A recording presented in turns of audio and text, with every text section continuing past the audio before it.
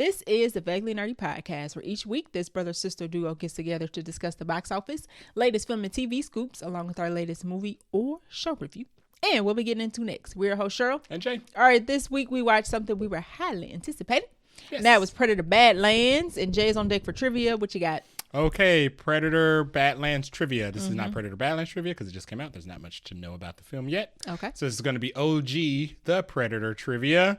All right. The Predator came out in 1987. Okay.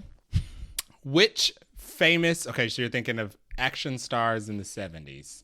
I'm sorry, action stars in the 80s. Okay. 80s action stars. Okay. Which action star was originally cast to play the Predator? The Yautja of the movie. The Yautja of the film. Oh, I think I know the answer to this. Is it Jean-Claude Van Damme? Oh, yes. Haha.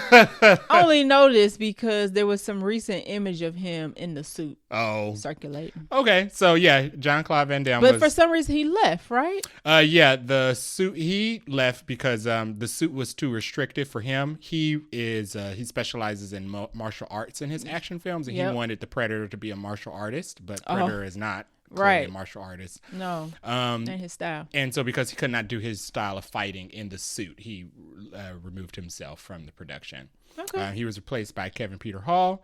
And when they replaced him, they also changed the design of Predator. Original Predator kind of looked like a cockroach. Oh, good. It was kind of gross. It was gross. I mean, the Predator's not cute, but this one, original Predator kind of looked like a mix between like the Fly and like a cockroach. Okay, I don't want to see that. Kind of like the cockroach from Men in Black. Yes, when he was in cockroach form, but also like a mix of like Jeff Goldblum's The Fly. No. And he didn't have I'll show you a picture of it after, but he didn't have like the armor and stuff. He literally just looked like a monster. A bug. Yeah, like a naked monster man. Interesting. Yeah, with claws. Well, you know what? God's plan. Yeah. Look at us now. Right. We have evolved and we got some new stuff and it don't look nasty and something I don't want to look. It don't look like a horror movie. Right. Essentially. Okay, so that is your trivia for this week. All right, let's dive into the episode. Welcome to the Vaguely Nerdy Podcast, your favorite podcast for movie and TV show news, trailers, and vaguely nerdy topics. Each week, we dive into the latest film release, talk about the plot, characters, our favorite scenes, and give our rating out of 5 Nicole Kidmans. Whether you're a casual moviegoer or a hardcore cinephile, we've got something for you. Reviews, news, hot takes, and a few surprises along the way. So grab your popcorn, open your favorite podcast app or YouTube, and let's roll the reel on this week's latest episode of the Vaguely Nerdy Podcast. We got news. Yes. We got a trailer. And we got Buncha Crunch. Y'all, we got a full episode. And we have a great movie to review. Yeah. So it's going to be good. It's going to be good. All right, so let's get up into the news first. Now, let me tell you something about this. This made my day. Okay, not that I was having a particular bad day, but I saw this news and was like, hallelujah, thank you, Jesus. The first bit of news we have is the Mummy is coming back. Yay! Now, we already do have a Mummy coming back, and that is who's doing that movie? Lee Cronin. Lee Cronin is doing a Mummy, but Lee Cronin is an Evil Dead Rise guy. Yes. They ain't about that life. This Mummy is the Mummy that everybody refers to, and we're not talking about that Tom Cruise Mummy either. No. It doesn't exist in my book. It exists in somebody's book. Tom Cruise book, but not my book. We are talking about the Mummy with Brendan Fraser and Rachel Weisz. They are in talks to come back to do another Mummy movie. Mummy from the 99 to the 2000s. Oh my goodness. If I had to name like 3 movies I've seen the most, it would be Pirates of the Caribbean, The Mummy, and probably Die Hard with a Vengeance. Okay. I would be Pirates of the Caribbean, The Mummy, and Scream. Okay, but there you go. And Lord of the Rings is probably up there in pieces somewhere. If you like piece it all together, it's probably a lot. But anywho, they are in talks to return. Radio Silence is set to direct. Now, if you don't know who Radio Silence is, they are a duo, but they have done Ready or Not and Ready or Not 2, which is coming out. And then Scream 2022, and then they did Scream 6. Yes. So I'm liking the filmography that we getting from these. This is a good choice. Yeah. So according to a source, this is not going to be a reboot, which is good because we don't need to reboot the original Mummy. No, it's been too long. Perfect. Yeah. We don't need to reboot the second Mummy. Perfect. We are going to act like the third Mummy doesn't exist. And according to the source, this is a sequel that is going to disregard the third Mummy. It makes sense because Rachel Weisz was miscast. Exactly. And the third Mummy was the one with Jet Li. And Rachel Weisz was recast because she didn't want to come back to do it. People like that film. They don't like Evie, but people think the film was better than Scorpion King. They think. Oh. People have said that I did not see that because I fell off after Scorpion King, and I did not return when Rachel Weisz was recast. I left when she did. Even act like it didn't even exist. I left when she did. Yeah, exactly. But a lot of people said the third one was the better than the second one. Excuse me? Yeah, I don't believe it. Lies. Terrible lies. Like the whole Chinese, the whole Japanese element. There's nobody beating that second one besides the first one. Yeah, the terracotta pot soldiers. Terracotta soldiers, yeah. Oh, interesting. But according to the source, it ain't gonna be a thing. It's like it didn't even exist, which is fine by me. They probably going to age up the son, obviously. Again. At this point, because in the third one, apparently he was aged up. Yeah, he was an adult. Yeah, whatever. Yeah. So maybe they've had another child. Who knows? But anywho, they are apparently going to act like the third one didn't exist, and that is fine in almost everybody's book. Okay. Except maybe the actress who played Evie. She probably feel a certain way. But sorry, girl. It ain't got nothing to do with me. But yes, we are getting another Mummy movie. Only thing that they need to do now is announce a Constantine sequel, and the world would be all better. I mean, the Constantine sequel is coming out. It's just very slow. We'll see. They're doing something with it. There's something existing in that space. But yes, this was like the best movie news of the week. Yeah, everybody was super excited about this. Ain't no question we seeing it. It's going to be on the podcast. I'm buying the DVD, Blu-ray. We seeing this in Dolby because it's going to be loud. Mummy 99 is a lot of people's favorite movies for good reason. Yes. Yes. Yeah. If you've not seen at least the first one, there's a ride at Universal. You've been on a ride. If you have not, now you know a movie is popular when they got a ride. So if they tell you anything. And it's been around for a while. They've replaced a lot of rides at Universal, and the movie hasn't gone anywhere. That ride is old. It's a little rickety. But it is dated. It's got the effect. It definitely came out when that movie came out. Yeah. Yeah, for sure. So if you've not seen The Mummy, I advise you to highly take an afternoon or evening and watch it because it is one of the best films ever made. It's really good. So we don't know if they're bringing Jonathan back. They should. That's Why not? Brother. The last thing we saw him in was Agents of S.H.I.E.L.D. Yes. So just bring everybody who didn't die. And actually, the mummies can be re-resurrected. So bring everybody. It's going to be the son. It don't matter. Yeah, it does matter. It actually. does. Yeah. This is important. Pick somebody. Get Mason Thames. Sure. He fits. He looks like he could be their child. He looks like he could be their child. He's having a good year. He's having a fantastic year. Yeah. Give him 2 kids. Sure. But make sure they like compatible. We don't want no kids that like don't fit. Like brother sister duo. A good one though. Yeah. Don't be giving us nothing janky. Okay. This is very important. Okay. Yeah, it's good. Yeah. This is important. There's a lot of pressure on Radio Silence to probably get this right. So just get it right. Y'all be fine. Nice. We'll see. I'm very excited for The Mummy. I love The Mummy. Listen, I almost wanted to watch The Mummy at this announcement. Even though I've seen it like 12 times at this point.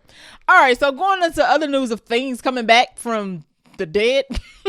Gremlins 3 is going to be a movie. Now, I know of Gremlins, obviously. If you've not seen Gremlins, you know what? I wouldn't put that past certain people. Some people might not just be into that because some things is ugly looking. I mean, but Gremlins has lasted. Like Furby.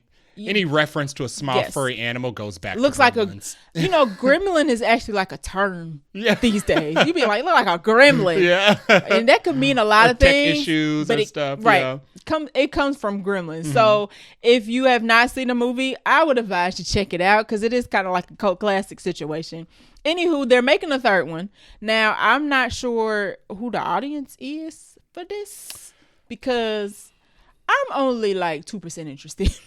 I don't know if I'm like, when I heard this, I was like, ooh, a gremlin, like I was the Mummy. I wasn't as excited. You know what, though? What? I don't know. Like Baby Yoda. Cute animals in movies. They have opportunity to do something really good there. I mean, there's space. Yeah. Yeah. You're right. Now, the original Gremlins came out in 1984. And then the sequel was 1990. So this is a legacy sequel if there ever is one. This is about merch. It is. It's about money. This is going to be a 2-hour ad. We don't need... This is not telling like a new fresh story. This is just launching the re-release of Gremlins merchandise. Right. People like get on Disney for doing all like the live actions. This is a live action situation. This is like Baby Yoda was created just for merch. Right. Exactly. That's like, what Gremlins are. For this merch. Is bringing something from the past to the future so y'all can have some money. So after this, Gremlin collectibles will be back on sale, different varieties and colors. It's like, you know why? Because of Labubu. That thing is ugly too. But you know what? It's taking the world over by storm. You're and right. Gremlins are probably like, actually, we pioneered this. We have an ugly thing. We pioneered already. this. How about we just come back? We're ready to make some money off this ugly thing again. Yeah. So, I would rather have this than a Labubu movie, which I feel like if you let Labubus continue for too long, we're probably in the I'm surprised it ain't like a kid show yet. Yeah. Probably because they too ugly. Like Trolls. Terrifying. Yeah. Trolls were also ugly. I get it. Fine. You whatever. have a troll. I do have a troll. It's like tucked away somewhere. So there's space. It's ugly. Everybody likes something ugly. I have a Baby Yoda situation too. Baby Yoda's not ugly. He also has the Force, so Yes, he's so useful. He's useful. Exactly. Thank you. Gremlins, not so much. But anywho, the directors of this will be the Final Destination directors. So, Gremlins is a black comedy, so Final people did Destination die was in Gremlins. fine. So sure, why not give them Gremlins 3? And the Gremlins did die. I mean, they would kill him. Yes, right. This was not like a Baby Yoda situation. Yeah. Well, actually, Star Wars kills kids too. So, Yeah. anywho, and the writer Christopher Columbus is back. So Christopher Columbus wrote the original Gremlins. If you don't know who Christopher Columbus is, you do. He wrote everything. You just don't know it. He is the writer of not only the first Gremlins, but he's also director of Home Alone, Harry Potter, Stepmom. The man, he got the filmography, so we ain't even worried about that part. I'm just curious of who gonna watch this. They already have a date, so November 19th, 2027. So it is that pre-Thanksgiving movie. We'll see. Oh yes, they probably want to get this out the way before Doom's Secret Wars comes out. So yeah. Oh yeah, it's definitely not beating Secret Wars. No, everybody's probably trying to get in before December, so when Secret Wars come out, everybody can be left alone. They're making this movie because the budget of the first Gremlins was $11 million and it made $212.9 million. Yeah.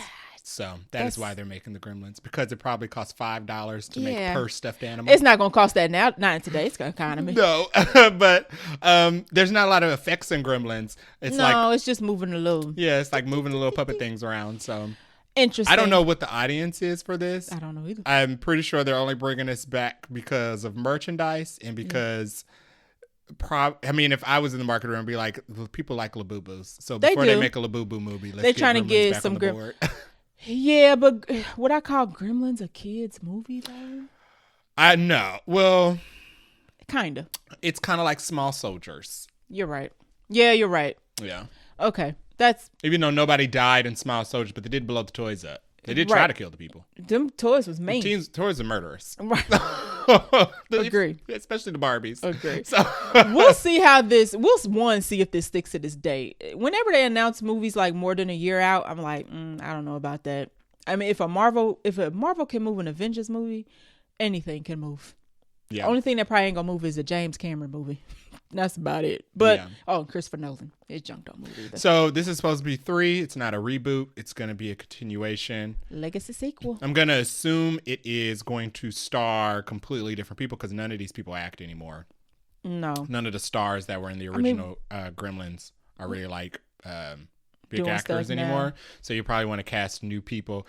Gremlins was centered around a family who owned the one nice gremlin. Yes, and then it got corrupt. They got it wet. It hatched a bunch of extra gremlins that turned evil, and it infested the whole town with the evil gremlins. Gremlins was not cute. I don't understand. So it'll probably end up being a new family. Wondering what the gremlins been doing this whole time. Cast Kate McKinnon. Sure. Kate McKinnon as the neighbor. She can't be the main character. She don't need to be the family. Kate McKinnon shines when she's like a side character. She's a neighbor. Just yes, keeps coming up and coming up and coming up. So sitting around a family, cast Kate McKinnon as the neighbor. We didn't put Kate McKinnon in something else previously. Yeah. I don't even remember. I don't know what it is. Whatever it was, it's probably properly perfect. cast. We were like perfect. Oh, the Jetsons. That's perfect. That's what we put her in. Yeah. So we shall see if this one sticks the date. 2, how this rounds out. Yeah. Speaking of the Jetsons, I was gonna say Alex from Weapons should be Elroy. Oh yeah. Yeah. That fits. That would fit. He's giving Elroy. Yeah. For sure. He'd be a good Elroy. He was good in Weapons. He was good, yeah. He probably got range too, so I can see it. I can see it. Yeah, Jetsons, Gremlins, The Mummy, everything's coming back, y'all. Yeah. Nothing. What's the saying? everything that's old is new again. Yes, nothing ever dies. It applies to movies. It applies to movies. But yes, that is what we had. We actually had movie news this week, y'all. Congratulations to us. Nice. All right, that is all the movie news this week. Let's roll into the trailer park. Toot. Beep. One big flashy car in the trailer park. Yeah. So expensive. It takes up the room for the rest of the lot. This is for Michael. This comes out April 24th, 2026. What is this? This is the musical biopic for Michael Jackson. The one that we have been slightly worried about because it was supposed to come out last month. Right. And then they pushed it to next year. And apparently, now it's funny because this trailer came out and they made no indication that this is 2 movies. Remember that they said they were splitting this into 2? Yeah. And they weren't quite sure where their split was going to be. And we was all just like, why are we splitting this movie? They did that for Wicked. So it's probably, they might be copying the marketing, even though people knew it would be a part 2. Right. Some people, I knew a couple people that were like, this is 2 parts. I'm like, you didn't get the memo? Even less people know that this is a 2-parter. Agree. Yeah. So they need to somebody need to let some people know because one thing to do. A lot of pissed off people at the cliffhanger. One thing. And how do you even cliffhanger a Michael biopic? Where do you cut it? Exactly. We already know what happens. Right. So I don't know why we need to make it 2 movies. Yeah. Anywho, there's some concern about this movie because of how the production has been going, but we finally got a trailer. It doesn't show a ton. We get Michael. We didn't even get him singing any songs, but we get him kind of image of him, a clip of him in the studio. We do get the songs played throughout the trailer, a couple different songs, but not him performing. It looks like they starting from the beginning, from Jackson 5 until he goes off on his own. Okay. We don't know how deep they getting into all the things that Michael went through. It's not that long in general, to be honest, but the film, the trailer. Oh yeah, no, yeah. Altogether, it's not super long. It's kind of interesting because you're kind of like. It's a montage of his greatest moments that you already know about. Yeah, like you can't give anything away in the trailer because we kind of already know everything. Yeah. There's a small, brief glimpse of Coleman Domingo and Nina Long in this as his parents. You don't get a lot. We don't see Janet in this. No. We do see Miles Teller. Actually. As the lawyer. Is Janet in this movie? She's not on the cast list. Now, how would you have a Michael movie without his sister? Every one of the Jackson 5 is on it. I think they're hiding it. Janet is not listed on the cast list yet. I think they are hiding who Janet is. I guess she'd be, well. The rumor is Halle Bailey. That's the rumor. It has not been confirmed or denied. Okay. And I don't know why they would hide that, but I feel like they're hiding Janet for whatever reason. Probably stunt casting. Build up hype. But Halle Bailey wouldn't be stunt casting. She can sing. Yeah, but not a lot of she would be the only singer in this cast. The only actual professional singer. You are right. Jafar Jackson? Cat Graham sung for a little bit. Okay. Jafar Jackson don't sing in real life? If you didn't know, Jafar Jackson is playing Michael Jackson. So his nephew was playing him, which, I mean, that fits. At least they got somebody in the family. He just started singing. His first single came out in 2020. Okay, so Holly got more. She's the more seasoned. Yes, everybody, which is funny. She's a musical guest. Right. So yeah, that's like the only. So that might be why. Okay, fair enough. I mean, I like her as an actress. Yeah, absolutely. But I think she's done like Poetic Justice cosplay before. Yes. So I just don't want people giving her like a flag. Like, leave that girl alone. Anybody who's playing anybody in this movie is going to be scrutinized, unfortunately. Right. But Halle Bailey is the best choice I can think of for Janet Jackson. She can actually sing, and she looks like her. Yes. Yeah. I mean, we got a singer. And she acts. And this won't be her first or last film. She still got that Ray J. John Page film coming out. Oh, yes. So. And we almost had a Jukebox musical, but that got canceled. But, she does the acting. My feelings still hurt about that. Not going to talk about that. So, yeah, this cast is pretty stacked. Yeah. We got Jafar Jackson is already playing Michael. Mm-hmm. We have Coleman Domingo as Joe. Nita's playing Catherine. Miles Teller is playing John Branca. Who is he was his lawyer. Okay, see, I don't know that much about Michael's I'm not gonna say I don't know about his personal life, but there's just certain pockets I just like. I don't know about all the people he worked with. There it is. Yeah, like not that the business people. I like lawyer. I don't know who that is. I like Laura Harrier, so I'm glad she's in it. Yeah, but who is she? Suzanne, she just plays a music executive that he worked with. Okay, fine. And I do like her. I haven't seen her in a movie in quite some time. She should have been in the Thomas Crown Affair when Taylor Page left. Well, Taylor Page wasn't in it. It should have been either between her or Taylor Page. But no comment on that. We're not working in casting. We're not. I don't like that. Keep going with the cast list. He's about to get me on a tangent. Okay. And then we also have, let's see, there's young Jermaine Jackson will be in this, Marlon Jackson, Tito Jackson. So they have actors playing the Jacksons. Now, come on, LaToya in this, but Janet ain't. Give me a break. That's why I think they're holding it for stunt casting, because even LaToya, and they didn't cast a singer for LaToya. You're right. It's Jessica Sula. Yeah. Who is I'm not familiar with, but she was apparently on a TV show called Skins, and she was in a horror film called Split. So, and Quincy. Oh, Kendrick Sampson's playing. Split with John McAvoy. James McAvoy. Is that when he had the multiple personality? M. Night Shyamalan's Split. He might have killed her. It was like, I don't remember her. Probably. She probably didn't make it out. She didn't make it. Kendrick Sampson, who was from Insecure, is playing Quincy Jones, which sure. Somebody said that they didn't see it until they saw the trailer. I didn't get it, but I don't know. I haven't seen enough of Kendrick Sampson stuff to be like he shouldn't play Quincy Jones. I agree with you. We on the same page. And as you mentioned, Kat Graham's, she is in this. She's playing Diana Ross. She's building a filmography of playing legends.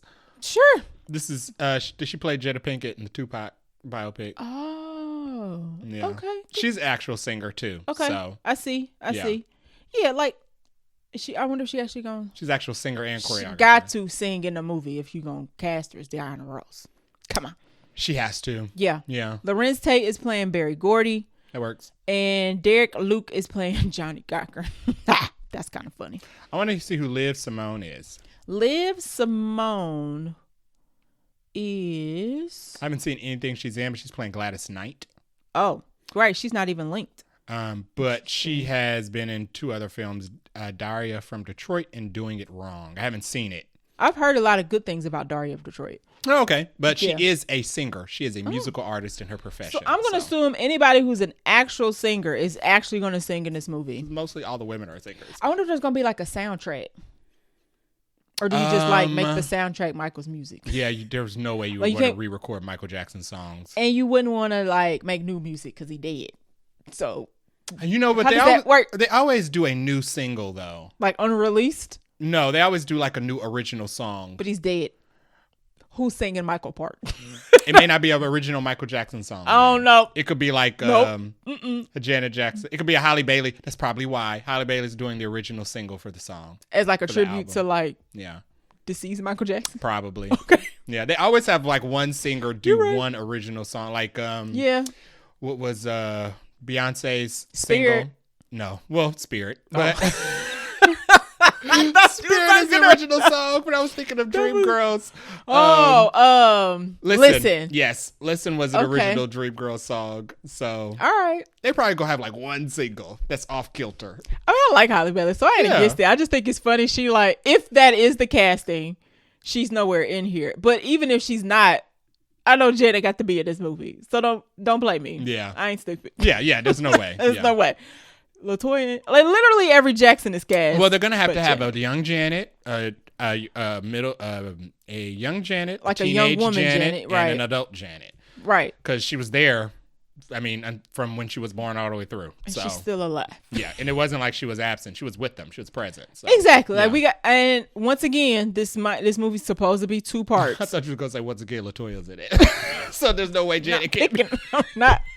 I just think it's funny they ain't like say who it is, and I'm like, it's funny that they're acting like Janet's not gonna be in this movie. Why would you do a Michael biopic?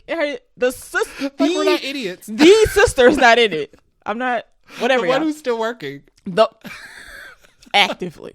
Like was just on tour. It's funny. Yes, it is hilarious to me. But yeah, so we'll see. I'm very curious with that 2-parter announcement situation, how they gonna roll that out. They're not. And it's gonna be a to be continued. But we know what the continuation is, so why would you do that? Where they gonna cut it off at? Exactly. Like where do you cut it off? Where do you cut it off and not? If you can make Oppenheimer almost Neverland Ranch, the beginning. If you can make what they are going to include in this will be interesting. I'll put it that way. I'll be that way. Apparently, Paris Jackson has not been consulted about this, and it's just kind of like par for the course. Unfortunate, but that's your dad. I get it, but they never consult anybody with these. All these people knew your dad longer than you knew your dad, so I can. It's weird. It's weird. I get it. His level of stardom is just, nobody has ever attained this before. So, right, he's Michael Jackson. So, yes, the box office of this will also be very interesting. I think some people might be surprised how well it does, because some people are kind of like, oh, Michael Jackson had all that stuff going on. I don't want to see that. He's a horrible person, this and that. And I'm like, I don't think the movie won't do well. I think the movie would do really well. This budget is high. Jesus Christ. I think the movie would do really well. I just wish they moved it further for Mario. Yeah, fair enough. I feel like Mario's going to take over the month. This comes out next year. Let me see. List of 2026. This is Michael Jackson. So we're in uncharted territory. This is the first good Michael Jackson biopic. People like the one with Flex. All right. I was trying not to mention that. People brought it up. But you did it. People brought it up. No, I was just saying the good one. I wasn't going to talk about Flex. Brought it up. But this is, I want that. I think this is the first one that's been in theaters, though, right? Yeah. Yeah, so I feel like this would they go to theaters, right? I don't know. It should have. I didn't see it in theaters. I seen pictures. I don't think I even watched that whole thing. This would be the first big Michael Jackson film that goes to theaters in uncharted territory. So we are in very uncharted territory. How successful and listen, it'll be, if we can keep doing Beatles and Bob Dylan and some Bruce Springsteen, and then we can go on the other side and do ping pong and the Beatles players. Is like 5 movies. They all get a movie, and then it's like an Infinity War Beatles movie. So nobody's tried to do that. I don't want to hear nothing about this. Like, do it. Yeah. Like, I don't understand. Yeah. So yeah, let me try to see what else is coming out. Maybe. Well, okay. So wait, is LaToya older than Janet? Chad, I don't know. You think they're saving Jan for the sequel?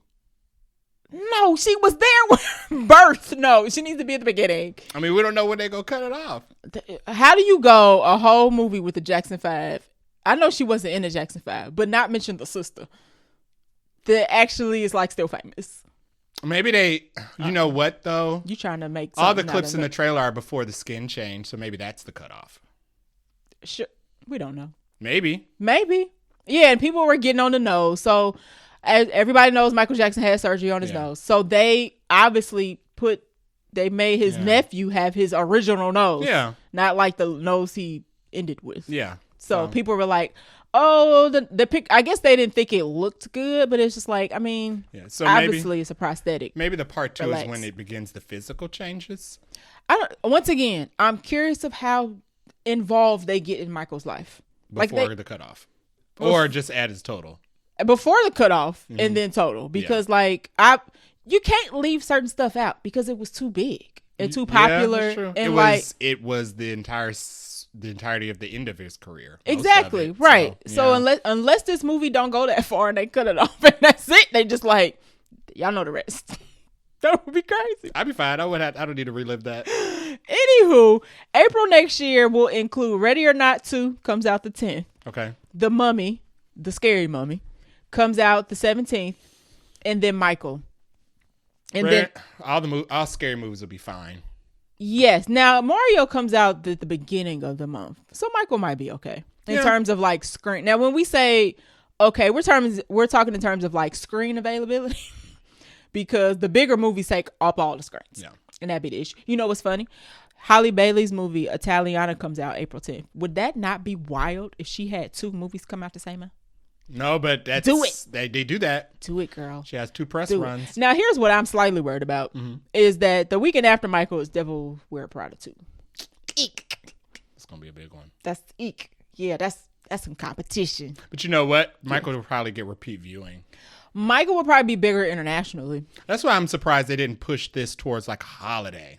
Like families are already together. You want people to go out in groups and droves. Jay, the holidays is booked. I know, busy. But I mean, they could steal somebody's thunder. Who? Let's look at it. Okay. Next December we have the Jumanji sequel, and to make like $1 gazillion. Michael could take the Jumanji sequel. Doomsday. Rocketing in on a good note. Doomsday.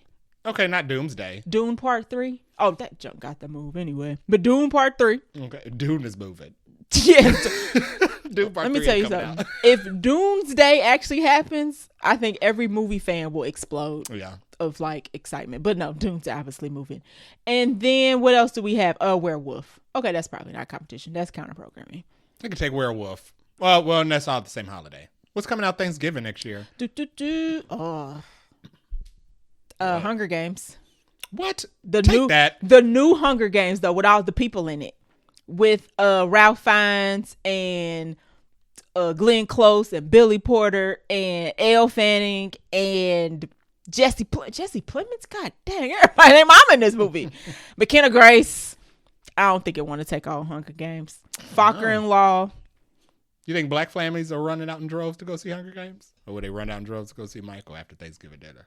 Oh, they definitely gonna see Michael. They definitely gonna see Michael.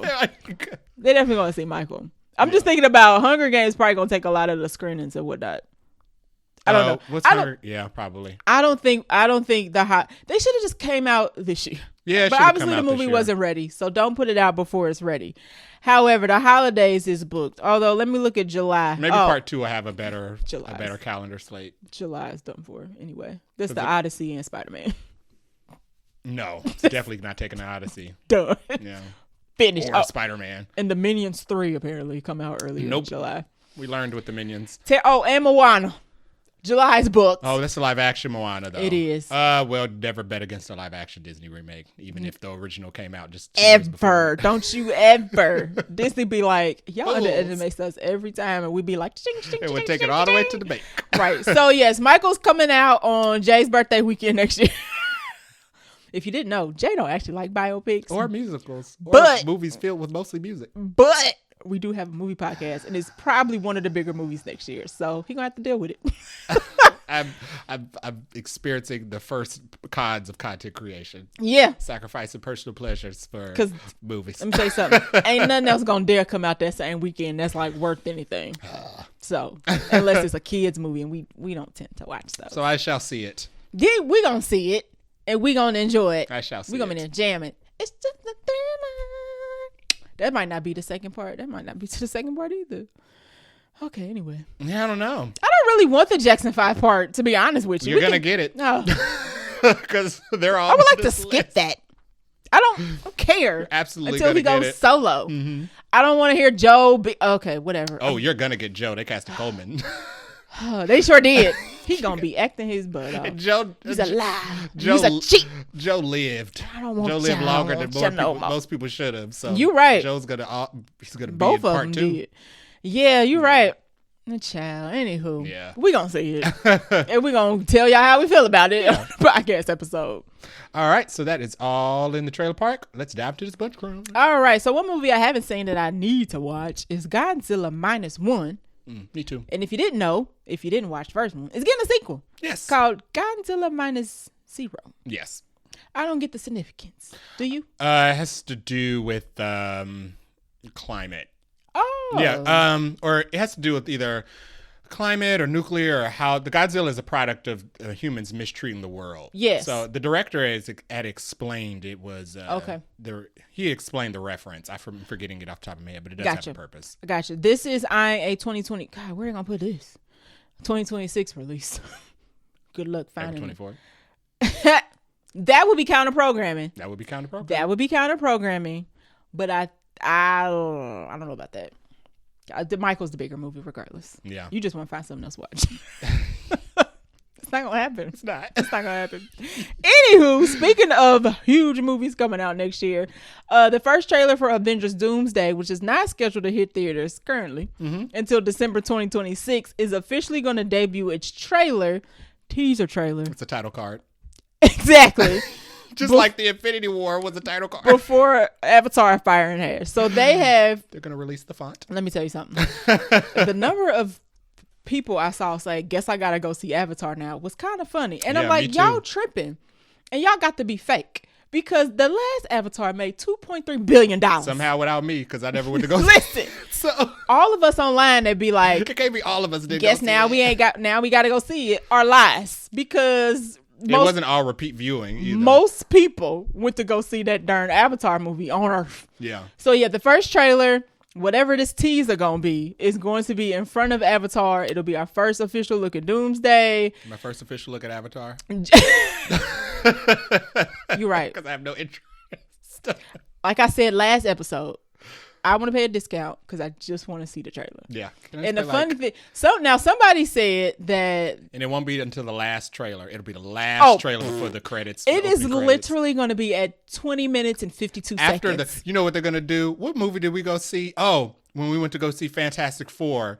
And they showed the Odyssey trailer, and we thought they were going to show it because they started showing commercials. They showed that stupid Pepsi commercial, and then they did the little "Welcome to the movies," and we're like, "Dang, are we not gonna get it?" It'll be even after all of that, and then we got the Odyssey trailer, and it'll just be an Avengers title card. Literally, it'll just be like, "Tony, is that you?" And it'll probably be very much like the Odyssey trailer, which was literally kind of like him floating on a plane. This ain't nothing. Yeah. No, like, what is this? It was a title card. It felt like a title card because we saw what's his name? Matt Damon floating on a plank, and then we saw the Punisher. We saw Tom Holland crying. We saw the Punisher giving a speech that I didn't understand with Lupita next to him. I think it was Lupita, yeah. And it was just like, that was it. What? Yeah. So that's probably it's probably going to be, we're going to be like, oh, what? Yeah. So yeah, there's rumors about what the trailer will include. I don't believe none of that. It's not going to include anything. It's not. Title card. Movie's not coming out till when? December. We're a year away. We're a year away. Marvel's probably keeping whatever this title card trailer is the close to the best. You think we'll get a Doom reveal? Oh, I think we'll see him in his suit, but I don't think we'll see Robert Downey Jr. No, That's his face. I don't know if we'll see images of anything but the Avengers A and then the title sequence. Yeah, I think they're gonna slow roll the title sequence. I think it'll just be Doom. Okay. Like from the waist up. No, from the waist down. Okay. Like arms, elbows down. Or maybe we'll hear his voice. Okay, elbows down and voice. Yeah. That's what I'll get. I don't know if we'll get a face reveal. Because somebody made a good point. They said they're going to save that trailer for the Super Bowl ad. Yeah. Which is just 2 months later. Yes, and we still got a whole Comic-Con cycle before this movie come out. That is correct. So the big exclusive will probably be not till July. Yeah. When we got time for the movie to come out. So yeah, Avatar is currently on our tentative list to see, but it's probably on our official list to see now that we know a trailer's in front of it. Yes. And apparently people think that they're not about to put this trailer. It's going to be a theater exclusive situation. Yeah, okay. The first screening. And it'll be a theater now, exclusive. you will be able to see the trailer probably through phones. Yeah. Very quickly. Camera quality's got a lot better. Right. iPhones, all that Androids probably gonna get a real crisp image. Now it's gonna be at an angle, right? Because the person probably gonna be on the side. And I'm gonna watch it. And we gonna watch it, and then everybody's gonna dissect it to death. And that's all we gonna have till Super Bowl. When we get I would not be able to restrain myself if there's a bootleg copy of the trailer drops live before the movie I don't want to see comes out. Yes. Right. I'm gonna watch it. And the Marvel intern gonna be on social media like strike for like 24 hours. I have no integrity. I'm gonna watch that trailer. Listen, they're gonna be trying to take that trailer down so fast. There are two social media accounts that are very quick with takedowns. So everybody get your Twitter video downloader links ready. Exactly. Copy that URL. So post it somewhere safe so we can see it again. Marvel and Beyonce don't play. No. When it comes to strike down notices, they are on the internet. They are the fastest. So you got to be ready. But yeah, so if you want to see Avatar Fire and Ash, you will probably get to see this trailer through the lens of somebody else. Yeah, absolutely. Next up, we have more casting news for a movie I forgot about, which is crazy. Probably because it's coming on Netflix. But Denzel Washington has a Netflix movie coming out with Robert Pattinson called Here Comes the Flood. Daisy Edgar Jones is also in this movie. Does he know it's coming out on Netflix? Everybody seems to be surprised that the Netflix movies are coming out on Netflix. They do. I just saw that Zach Krieger is surprised that his Netflix movies ain't getting a theatrical release, and I was like, do y'all not read? Do y'all not know who y'all going to read the contract? Yeah. Netflix don't even when they do put something in the movies, they don't even release box office numbers, even if they know it's a number one movie. Yeah. We got our money, y'all. People still are surprised that their Netflix film is not going to theaters, and it's just like, but we're Netflix. Now I think the movies deserve to be in theaters. Sure, y'all should have went with somebody else. It's the downside taking that deal. I just don't understand when directors, because Netflix has the money and they offer it fast. Somebody who knows more than us, explain why directors get mad when they sign a Netflix deal and they get mad they don't get a theatrical release. I think that because none of them come out and say like, oh, they're not going against the contract. They're just saying like, oh, they're refusing to put it out. There's never a breach of contract issue. It's just more the director's upset. I think Netflix always be buying stuff quick. They give the money to people fast to make it. And then I think the directors think I can change their mind. And you know what's interesting?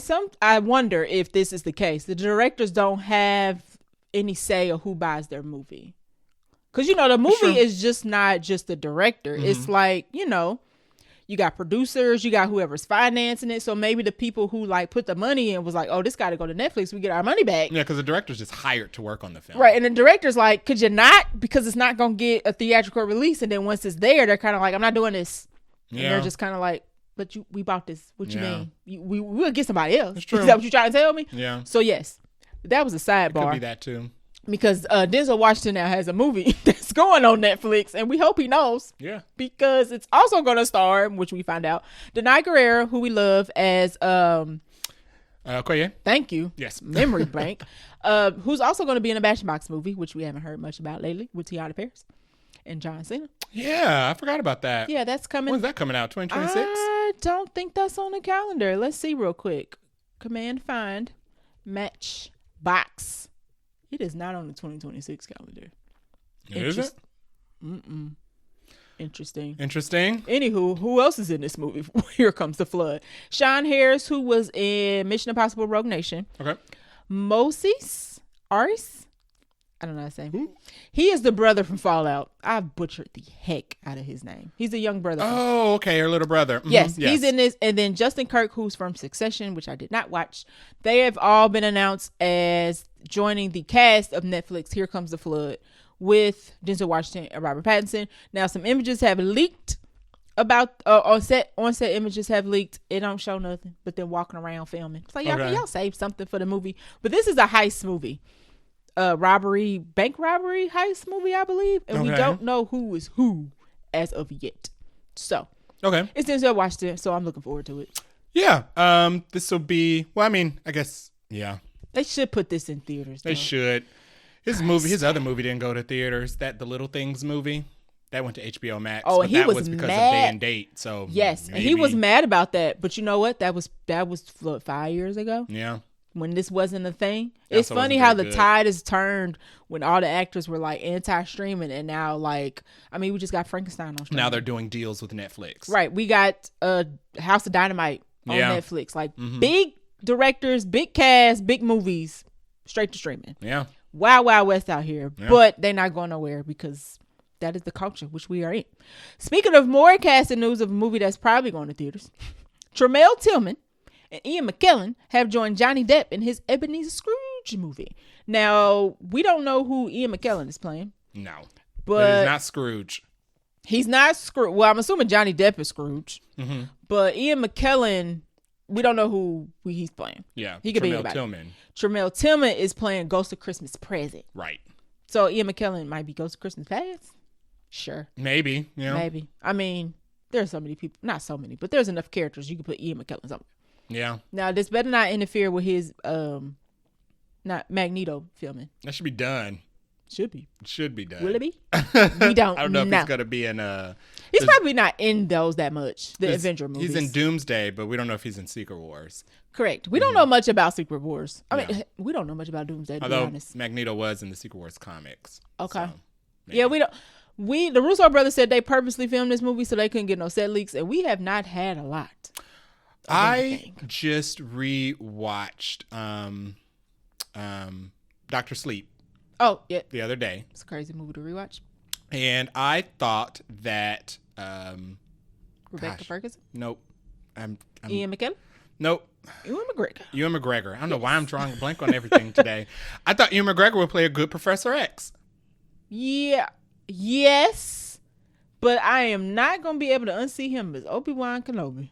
Shaved head in a wheelchair with a suit. In Dr. Sleep, he has The Shine. He plays the little boy from The Shining, grown up. So. Right.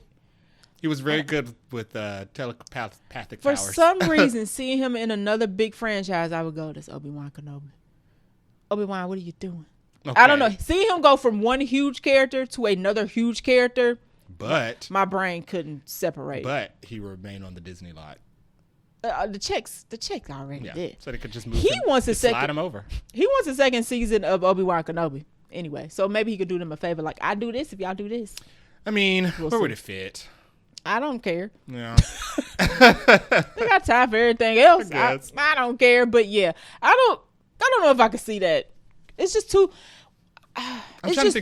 Two big characters. I didn't think Nicholas Hoult could play Lex Luthor, but he did a good job. And I don't know why I'm making comparison about bald actors, but bald characters. But I think that he could. I don't think there's anybody else. Sure. I think the window for people who could play Magneto and Professor X is closing. Now, what's going to be interesting is when they reboot X-Men, like what age range are they casting? There's no way possible Magneto could be a Holocaust survivor unless he doesn't age. I mean, they could do that. There's some comic runs where mutants age slower than humans because of the X gene. Okay, but how far are we stretching that? Because it's already lore that mutants don't get diseases because of the X gene. So they're just super healthy. Maybe he's just super healthy. Yeah, that is going to be interesting. Living. What time are they going to set that X-Men movie in? If Professor X and Magneto have their original origin stories. We're getting further and further away from Holocaust. Right. And I wouldn't like them changing their origin stories. Magneto's motivation is so strong and it's so good. And it's very rarely do you give a character good motivation. It's like, okay, you're a murderer. Fine. I get it. Like, I get not just why randomly killing everybody, but humans. I get the level of prejudice that you faced makes sense why you're nuts. So yeah, that's gonna be interesting. I just thought about that. Like how far are we stretching the age as we get further and further from the origin of that person's origin? Mm-hmm. Interesting. Magneto's motivation is so good. Yeah, you can't change that. And that's why people were feeling some type of way when they were saying, like, Giancarlo or somebody playing him, because you would literally have to change his origin story if you made that character black. Yeah. And that'd be one only time where I'd be anti race bending. I'd be like, no, let's leave this. Him being a Holocaust survivor works. Yes, that's like, we can't mess with that. But that had nothing to do with anything with Ebenezer Scrooge. We just went off on a tangent. We just went on an Ian McKellen tangent. We sure did. I mean, you say his name and you just like Lord of the Rings. We don't know much about Ebenezer, so we don't have too much to talk about it yet. Right, and we don't know who he's playing in this movie. Yeah. So, speaking of Tramel Tillman, he's also going to be in a Marvel movie, and we have no idea who's. Professor X? No. Nope. He's too young. He's going to be in Brand New Day or somebody, so he can't. Although we don't know who he's playing yet. No, we don't. We don't. No. And we already got Coma Domingo as a Green Goblin. He could be. He could be Norman Osborn. He should be. He should be. He could be. He's good. He's very good. Yeah. Although I don't know if he'll be locked up in the franchise. That's one thing Coma Domingo don't do, is get locked up in a franchise. You know what, though? Which ain't bad, I'm just saying. Spider-Man movies don't come out that often. True. And Spider-Man characters don't show up in the rest of the MCU. Also true. So he could be locked into... the flexibility. Yeah, you're right. I mean, they can make it work. Yeah. Hopefully. He could do it. He should do it. They got He's the money. Already in the Marvel universe. It's there. It's booked. It's done. Book him and busy. Yeah. All right. So that's all we have for the Buncha Crunch. We're going to take a short break and dive into our review for Predator Badlands. Yay. This week we watched Predator Badlands. It released November 7th, 2025. The director is Dan Trachtenberg. Am I saying it right? Yeah. Trachtenberg. Yep. Got it. He is the director of... His filmography is actually not that long. No, yeah. But he's pretty good with what he got. Like Zach Krieger. Yeah. Like new, but doing really good stuff. Mm-hmm. So 10 Cloverfield Lane, which I did not see. I'm pretty sure Jay has seen. Mary Elizabeth Winstead. Okay. And that was the alien. The guy from Roseanne. Yes. John Goodman. Mm-hmm, yes. Mm-hmm. Good movie. Okay. Completely wild. It had like an Aliens fourth act. Yes. That I did know. He also directed, now the last 3 movies he has done have all been out of the same franchise. So he directed Prey, Predator, Killers of Killers, and now Predator Badlands. So he is his last 3 movies have all been Predator movies. Bangers. I think he's got a thing that he lacks. and he's pretty good at. Hey. So casting crew or casting characters of Predator Badlands, not gonna take me that long. We have Elle Fanning, who plays, they're not twins, but they're, what do we call them? Synth robots? They're the same robot. Artificial persons. There we go. Artificial persons, but there's two of them. Right. But they're not twins because they ain't humans. Right. So however you want to say that. 2 iPhones. Yes. 2 iPhones. They are the same package. Right. One is called Thea, and then we also have one called Tessa. Yes. Our other person, what are you gonna call it? Character in the movie is Demetrius. I'm not gonna say Demetrius' last name right. I can't because I was looking it up practicing. Okay, go ahead. Demetrius Schuster Kolomatangi. Okay. Shout out to Demetrius. He plays Deck. Yeah. Deck, who is the young predator of the movie. So he is an outcast or runt, as they call it. So we have Thea and Tessa as one person, or 2 people played by one person. Mm-hmm. And then we have Demetrius, who plays Deck. Deck also did the voice of the father in this movie, which is interesting. And I guess it's all... The voice of the father. Yeah, so when the father talks. Oh, interesting. Okay. So he technically did do a role just like Elle Fanning did. Okay. They just didn't look the same.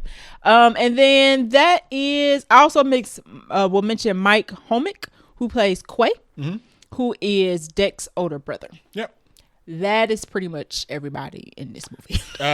I'll mention, just because it's the only other human actor in the movie, Cameron Brown plays the clone drone synthetics, who are the red shirts throughout the film. Yes. So the other synthetics outside of Tessa and Thea is Drone, because he don't have a name, but they all look the same. Begs the question of, why does Whaley Utani just send full crews of synthetics on all of their missions? They seem much more efficient than the stupid humans. Instead of humans? Yeah. Well, we don't know what time period this is, so maybe they didn't caught on at some point. That, and the last thing I'll mention is that the onboard computer on the Predator ship is voiced by the Duffer Brothers. What? Yeah, you didn't know that. I didn't know that either. But they're the ones who voiced the onboard computer on Quay's ship, not Mother. Oh, I'm about to say, but Mother sounds like a woman. The alien, the Predator ship. His ship talked? Yeah, it talked in the beginning, and then when he went to visit it after the crash, it said, Quay, enter the coordinates or something. Okay. So yeah, it had like a computer voice. That is weird. I wonder if they was just nearby and they was like, y'all want to... That's stunt casting. We need we need somebody to talk. Yeah. We need both of y'all to talk. That's like making Daniel Craig a stormtrooper in that one Star Exactly. And you're like, why was Daniel Craig in that scene? Right. And he just complained about that. He did, because he said it was too tight or something. He said it was sweaty. His fingers was numb for like days. He said it was used. Like, why did you?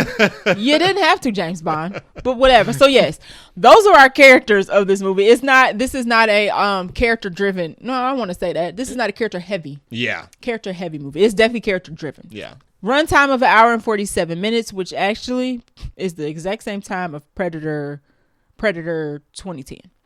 Oh, interesting. And I know that because I didn't have to update my notes. This one feel like it went by faster. Agree. Yeah. Agree. I think the Predators was slower in the beginning to me than this. Oh yeah, that's true. Mm-hmm. So I think that might be what that is. Opening box office, opening day is 15.6 million. That is the biggest for a Predator only film. It is only second behind Alien versus Predator in the entire Predator franchise. Okay. So the movie's doing good. It is projected to do 37 to 38 million opening weekend just domestically. That is over projections. They were estimating like high 20s, low 30s. That really good, strong word of mouth. So word of mouth, when reviews started coming out, the ticket sales started going up. The walk-ups. It's the Yautja walk-ups that are hitting this. Ratings-wise, cinema score is an A-. That is the highest of the franchise, even for Alien versus Predator included. Ooh. I mean, now, just because it made the most money opening weekend does not mean it got the higher reviews. Yeah. So there's that. I'm sure Alien had a lot to do with that ticket sales. But that means you've officially seen all the good Predator movies. Hey, look at me. You saw Predator. You saw all the Dan Trachtenberg ones. Yes. And you saw Predators. I've seen the good ones. Yeah, so you saw all the good ones. Look at me. Look at me. And there's like other things in mixed in, but I'm not Predator 2 wasn't good. I won't argue with anybody about that. People, I feel bad for the director of that because he said something to Dan. I was kind of like, thank you for saving the franchise. I ruined it. I was like, dang, that's kind of jacked up. That's like he didn't ruin it. That's like, what you think your legacy is that you Alien vs. Predator Requiem ruined the franchise. That director should feel bad. But not the director from Alien 2. Right. So Predator Badlands has an A-, which is, I mean, the highest is A and A+. So anything at A is not bad. Yeah. So that is good. And Rotten Tomatoes kind of equal that. Critics gave it having it at 85, and then audience score is at a 96. So audience liked it a little better, but everybody liked it across the board. So Jay, can you hit us with the plot of Predator Badlands? Plot of Predator Badlands is Deck plays a Yautja, who is a runt of his clan, and he is going to a planet called Jenna, which is the Badlands in this film, which is the deadliest planet in the galaxy. And he is going so he can kill an unkillable monster called the Kalisk so that he can earn his place in the clan. Yes, the Yautja clan. Hijinks and shenanigans ensue. Lots of hijinks and shenanigans. Intergalactic hijinks and shenanigans. Nasty hijinks and shenanigans because they monsters. So that's kind of ones we like, though. They're my favorite, the sci-fi ones. All right, so let's get into our non-spoiler thoughts. Do you want to go first? You can go first. All right, so I called this on Threads after we came back for the movie, a three-peat for Dan. So Prey was good. Killers of Killers was good. Predator Badlands is right up there with him. I don't know. It's too soon to say which one I like. Okay, I'll save it for my rating. Okay, fair enough. So, but this is up there. It's up there. He's done 3 in a row that are all great. So y'all need to pay him whatever y'all need to make sure he stay and don't go somewhere else to make another franchise great. Right. Really enjoyed this. We went to see this in Dolby, so it was nice and loud. Even the trailers was loud. Yes. Like I was leaning over because trailers, it's okay to talk during trailers, right? I couldn't hear anything that you were saying. I was like, what? So yes, nice and loud. We did it on purpose. That's why we go to Dolby, because it's loud. So it was great in Dolby. I would say if you're going to see this, go for a premium screen. So IMAX, 3D. I don't know about 4DX. Everybody complains about it, so maybe skip that one. Did we see Dune in IMAX? We saw Oppenheimer in IMAX. We should see Dune in Dolby. I'm not a fan of the IMAXs here. I mean, because they're like not real. Yuck. But the Dolby they are not real and the seats suck. Yeah, Dolby is great for sci-fi. Yes. So I would see this in a premium screen. It is worth the upcharge. The story has a little twist that I wasn't. This movie is good because it's a different Predator movie to me. Like from the Predator movies I've seen. Yes, for everybody. They're pretty not straightforward, but it's like the Predator is the antagonist. Or I should say, the Yautja is the antagonist in this, or in all the other movies. In this one, he's not. Yeah. So I appreciated that difference. And there is other twist in this that you're kind of like, oh, I didn't really, maybe other people saw it coming. I did not see it coming. We can talk about it in spoilers. Okay. So I appreciated that. It's humorous, but it's not too heavy on the humor. So Predators had humor, but it was like sprinkled throughout. This one kind of it doesn't have a comedic line, but it's a little more, it's funny. This camaraderie. Yes, it's a little more lighthearted, probably because there's camaraderie. Even though there's things that happen in this, you kind of like, well, dang. Right. It's got the bleakness because of the personal matters. And then it's got the humor in it because there's some forming of bonds here. So you get both, and I like that. There's no humans in this movie, but all the acting from the humans were good as different non-human characters. So Demetrius, Mike, who plays the brother, all good.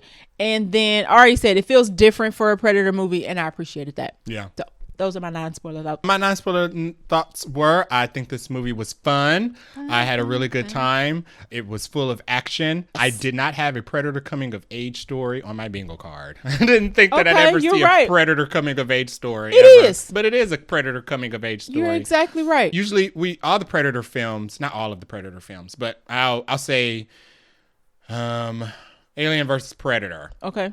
Was about specifically those predators were going to kill the xenomorphs because they had not earned their clan markings yet. Okay. Killing the xenomorphs was going to be their trophies. In the film, when the main predator kills the first xenomorph, it earns its marking and allows itself to use its shoulder blaster. You don't get your shoulder blaster until you earn your spot in the clan. So this movie kind of follows the same, but it puts the Predator in a different setting. Yes. We've never seen the Predator embark on their first hunt journey before. They just show up in the movie and start killing and people. I like what they did with the shoulder blaster in this one. I like that they gave the Predator actual personality. Yes. Predators don't have personality in other films. No. Nope. No, they have mannerisms, but not personality. So I like that the Predator had personality. I liked that it didn't have any human characters in it. It had only Predator characters in it and synthetics, which means the Predators got to talk to each other, and we got to understand their culture a lot more outside of just killing. They do actually have like a family dynamic that's incorporated in there too. So which would make sense. Like you would think a clan would have. Yeah. So we got to see more of the clan dynamic. Yeah. So I mean, and it doesn't change anything about the Predator. No. The clans are still brutal. We didn't get any retconning, I don't feel like. The clans are still the same. The violence is still brutal. Even the character is still very much about killing. The mission. Yeah, the mission, killing everything. It's still very much the Predator movie. A lot of people were worried that it wouldn't be that. The PG-13 rating made sense because they do a lot of killing. They do a lot of killing in this movie, but none of it are humans. No. So there's no actual red human blood, but there is a lot of goop. There's not even like a random human, like just random, they happen upon a, nope. There's a lot of otherworldly alien and synthetic blood in the movie. They do not shy away from the violence in this movie. It's kind of smart when you think about it. Like you were able to have a movie that was lower rated, which reaches a wider audience because you put no humans in it. And a lot of people don't know anything about movie making. Took that as, oh, the movie's going to be weak because it's not rated R, which means it's not going to be as violent. Right. And they said it early. They were like, it's because it's no. But I mean, that was right. There's spine ripping and skull crushing and limb and delimbing, but they're just robots. Plenty of violence. In this. Like, but it's not humans, so it's like we're fine. Yeah. I liked outside of Deck, the main character. I think Elle Fanning did a very good job playing two roles. Yes. Once again, Alien and Predator franchises do a very good job at nailing Weyland-Yutani synth characters. They're always a standout. Elle Fanning. Yeah. And she said she studied a lot of Michael Fassbender's. Okay. David. Yeah, she wasn't like Andy at all. No. But I like that we have a David, a Thea, an Andy. Even the synthetics in the original Alien trilogy. Okay. They're always the standouts. So they do a really good job with the synthetics. She did. Now they didn't quite advertise she was playing a twin. I guess they didn't really at all until you read about the movie. Like, oh, there's two of y'all different. I didn't notice that there's two of her on the poster. So if you looked at the poster, that was a spoiler too. Okay. I didn't notice that. But I would have assumed it was her just after the struggle or before the struggle, I guess. Yeah. But it's not. There's actually two different Sims. Yeah. So she does a good job at playing a character. She does, not to spoil it, she does a good job at playing two different characters. Yes. Yeah. Agree. And the last thing I'll say on my non-spoiler is that I want a Weyland-Yutani raincoat. I'm probably have to make it. Yeah. How you going to get the emblem on it though? Oh, I can make that. Okay. Yeah. I got this. I got the heat press situation. Got that, so we got the tools. We good. We can do that. We are crafty, y'all. Yes. Y'all can't see it, but trust me. I do want a Weyland-Yutani raincoat. Okay. The raincoat was hot. The branding. They do good branding. They brand everything. When Weyland-Yutani is in a movie or like a TV show like Alien Earth, that junk be everywhere. Branded. Okay, everywhere. You're like, you will not forget where you work. Some of the shots were just like the shot on the symbol on a container, on a ship, on the side of a car. It's like, y'all are branding this movie. The buttons, the eyeballs of the Sims. You'd be like, obviously, who else would own these eyeballs, y'all? We know it's yours. So yes, they do got the marketing department. Y'all doing good. Y'all doing good. All right. Anything else for non-spoiler thoughts? I like that it kept the aesthetic. It's modern, but the alien ship the alien technology sounded the same. Mother, they kept that consistent. The robotic tones. Mother sounded a little more updated. Yeah, Mother usually doesn't have a voice, so that was new. But like the computer sounds and the little clicking and stuff. Right. The only thing was missing was the mother room. Maybe that's only for humans. Okay. And they weren't on that type of ship. Oh, you're right, because it wasn't on humans on it. But the Predator ship was the same. Okay. So I like that they kept the set and everything looked the same. Gotcha. Yeah. Got you. I will say this, if you need any nudging on the fence, I get pretzel sticks when we go to Dolby because I like the pretzel sticks at Easton. I was eating my pretzel sticks at the beginning of the movie, and the action was so intense. I was like, I stopped mid bite, and I was just like, I need to finish this fight before I finish my pretzel stick, because there's so much was going on, and the fight was so good. I was just sitting there with like half eaten pretzel stick. Like, you got your pretzel sticks at the beginning. My very first note of the movie is this cave fight is a little hard to follow. There's a lot happening. I dipped it in my cheese. I took a bite, and then I couldn't finish the other bite because I was paying attention to what was on the screen. My last non-spoiler note: the fight sequences in this were amazing. Oh yes, very good. Each and every single one of them. Very, very, very every good. single fight scene, and and I love that the character they do a very good job at making the character get smarter as he goes. Yes, we do get that evolution. Mm-hmm. There's a character arc. Yeah, absolutely. Which you would be like in a Predator movie? In a Predator film. Yes. Right. Surprise, surprise. I don't think the Xenomorph ever gonna get that. Surprise, surprise. Right. But yes, this was good on all fronts. So you could probably tell how our rest of our review is gonna go. But if you want to watch this movie and don't want to be spoiled, definitely recommend go checking it out. If you don't care, you can continue on. You can still see the movie afterwards. Yeah. It's a repeatable, watchable movie. But you won't be seeing it for a while because it's Disney. So you won't be seeing it until January. Absolutely. You will not be seeing this on streaming no time soon.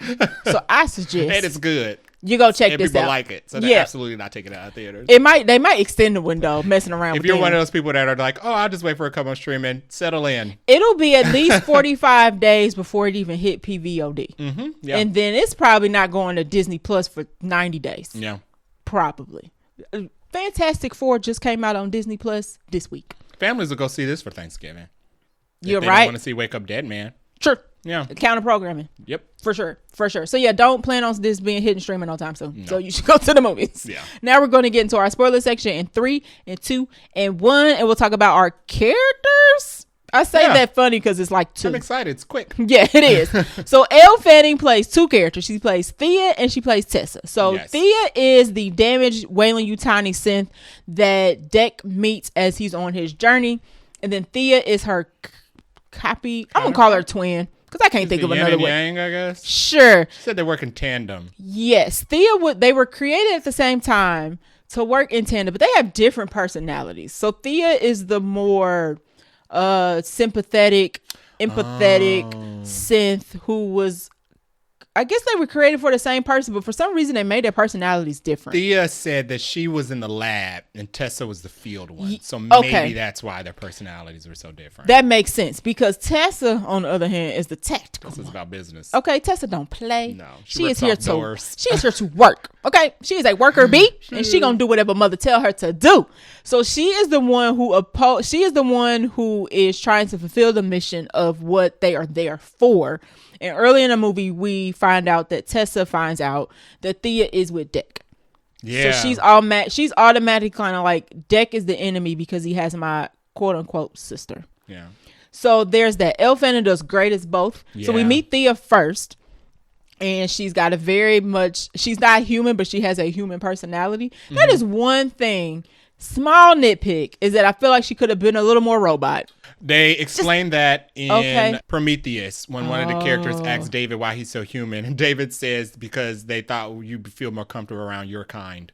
Okay. So they make them like that. Okay. She plays human well. Like if she had her legs and her body wasn't ripped in half for most of the movie, you'd be like, are you sure? Yeah. Now her eye is messed up. Mm-hmm. So you can tell Tessa's eye is messed up. Thea's voice is messed up. Yeah, Thea's voice kind of goes jarry a little bit, and then she's got cuts on her, but her cuts are not red; they're like gray because she's a machine under there. Mm-hmm. So you can tell she's a synthetic. But if she was all done up, and her hair was looking good and laying, that bob was fresh, she looked good. You wouldn't be able to tell. Yeah. So Elle Fanning does a very good job with this humanish version of a synthetic. She's got a good sense of humor, and she's trying to help Dec to get to the castless den because he wants to catch it. Yeah. So she does good as that version, and then she also does good as Tessa because Tessa is like polar opposite.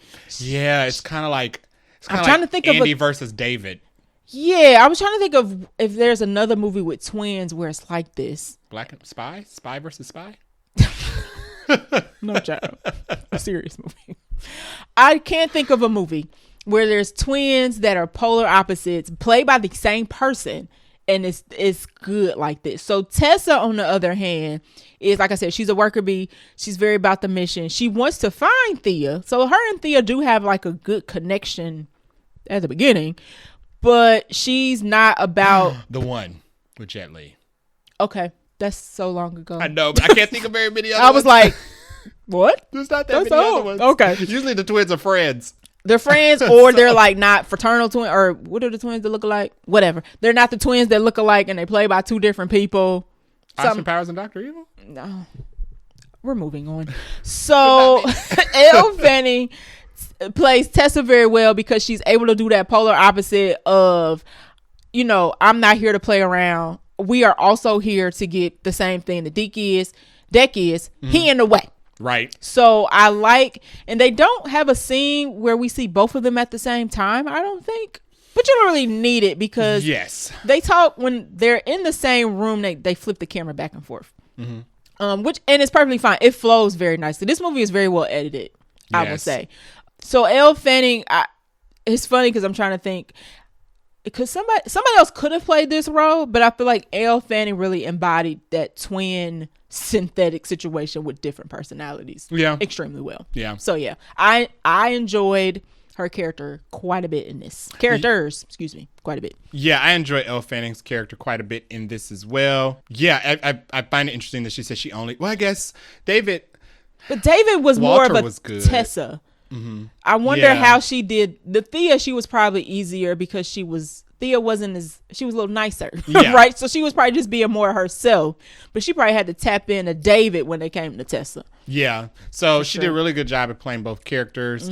She was funny. She had good comedic timing. She did, which makes you like she a synthetic. Where you get sense of humor from, girl? Andy. I know. He had jokes programmed. It's just weird. They say that they make them seem human-like. So she did. The Thea had it. She did a good job at pulling off something that is supposed to be human, but is very clearly not because she has a lot of slips. Right. You can. It's certain instances. She has a lot of slips in conversations with Deck. I did have a note in this that she kind of you've never played Zelda. No, I know of Zelda though. She reminds me of Navi from Zelda. Okay. Zelda had that. Which one, Thea or Tessa? Thea. Okay. In Zelda, I'm trying to think of another video game you might have played. You know what? Final Fantasy. Who? No. Okay. Crash Bandicoot, whenever you hit something that you don't know what's going on, the mask pops out to give you tips. Okay. That's Thea. Okay. I was going to say Navi from Zelda is the one that is like every time he gets to a new room, Navi gives him the breakdown and tells him what he's supposed to do. Or if he reaches a confusing puzzle and he's standing and looking at it too long, she'll be like, this is the answer. Gotcha. This is what she was like. You're right. She's like Thea. A good video game psychic character. That was all my notes I have for her before we get to the ending. Okay, so next up, our other character is Demetrius plays the Yautja named Deck. So Deck is a young predator. He is an outcast because he led him. And you don't realize how little he is initially until he's standing up next to his brother and you're like, oh. So Deck is more like a tall human. And then we have regular Yautja who are like, I just noticed Andre the Giant plus him and Thea are like the same. Him and Thea and Tessa are the same height. And that just occurred to me. Deck is probably like a little bit taller or maybe the same height as like Shaquille O'Neal. And then a regular Yautja though is like the size of like 2 Shaquille O'Neals. Yes. Maybe 1.5 Shaquille O'Neals. So there's an obvious difference. So they did very good with showing that he was a runt. And Deck has this mission of like, I don't want to be a runt. The Yautja are they're killers, right? Our mission is to go hunt and to be the apex predator. And they do not like weakness. They don't like weakness. They don't like sensitivity. You can't be soft. All the bad things. All the toxic male masculinity is the Yautja. Of that. It's the Yautja. They kept that consistent. But Deck not incels. Right. We don't know yet. Maybe. To be determined. But Deck is trying to prove himself the whole movie, and it turns into a coming of age story because Deck learns that like, I can still be useful, and I don't have to be me being smaller than somebody else. He don't say it like that, but he can be useful in other ways. Yes, being an apex predator is not the only way to live life. Essentially, but he also mad for a valid reason. And I guess we can get to that because that's at the beginning, not the end. So the movie kicks off where Deck and his brother Quay, I think I'm saying that right, are fighting. And Quay is trying to get Deck to be more Yautja. Yeah. He's trying to make him stronger because his father has outcast Deck, and we find out very quickly is that Quay was ordered to actually kill Deck by the dad. And the way that whole scene played out, it was kind of tragic because it was like, dang, he ain't even know. Yeah. So Quay didn't want to do it. And the dad is kind of like, okay, well, I'll do it. And I was like, this is crazy. Or no, he says, Quay, you do it, or I'm going to do it. Quay says, no, I ain't about that life. That's my brother. He deserves to live and go on his hunt. At least give him his hunt to prove himself. Right. Or at least let him die on his hunt. Why cut his head off? Right. Like, if y'all think he'll run you outcast him, let us do his thing. Yeah. But his dad wants him called from the clan. Yeah. So Quay ain't about that life. He like his brother. They have a very good relationship. So he basically sacrifices himself so his dad doesn't kill him and gets killed in the process. It was payback. Quay and Deck have a conversation after the fight where Quay is like, you protected me. You saved my life. And that becomes a theme later. You're right. Paid him back. Basically. So Quay ends up sacrificing himself and his dad actually kills him. And Deck watches it all as his ship is getting ready to take off because Quay does a little doop, doop, doop, doop, doop, to send Deck on his way to go get his hunt. Yes, and get his trophy on the little wrist pad. On the little, that's what he did. On his, There's a lot of that. It's very cool. It's like, they're very gadget heavy.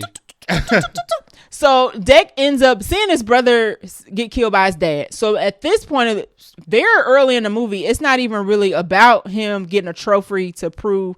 It's kind of both. Like he wants to prove himself in his clan, but he also wants to do it in honor of his brother. But as the movie goes on, it kind of more turns into, I want to get revenge for the fact my father killed my brother. Yeah, and wanted me dead. And wanted me dead in the process. So he's kind of got multiple objectives here of I want revenge, I want to honor my brother, and I want to prove that I'm like a true Yautja. Essentially. There's a couple times in the movie where Thea's like, oh, now you're Deck of the Yautja. He's like, nope. Not yet. I got something else I need to do. So I really like this version of the Predator. It's not just your standard killing machine. He's got feelings. He has thoughts. He has a learning journey. Jokes. He has a joke or two. Yeah. He also don't know when a joke is happening, which is also fun. That's funny. He doesn't understand some concepts, but he knows jokes. Like, she said, when he said offered her the meat, she said that's sweet, but I don't eat. He was like, the meat's not sweet. Right. She was just like, that's not. I know how to talk to you. Right. And like, it's just and then once they get on the planet, certain things happen and he's kind of like, I don't understand this, but he wouldn't, right? Because he's not from there. But they did a very good job of showing that Deck was still young and he wasn't experienced. So how the actor was able to portray that and how they were able to write that was very good. Actually have nothing negative. I'm nothing negative about no that. Tweaks, no nitpicks, no nothing. Demetrius also voiced the dad. So the dad does they speak whenever the Yautja speak, they speak in their own language. So they don't speak English at all in this movie. So he had to there is some conversation with Quay and Quay and the father and Deck, and he did the voice for all that. So he was good. Predators make great lead characters. Who would have known? Because they've never been given the opportunity to do so. Agree. Not only lead characters, but you can also make them protagonists. Protagonists, yeah.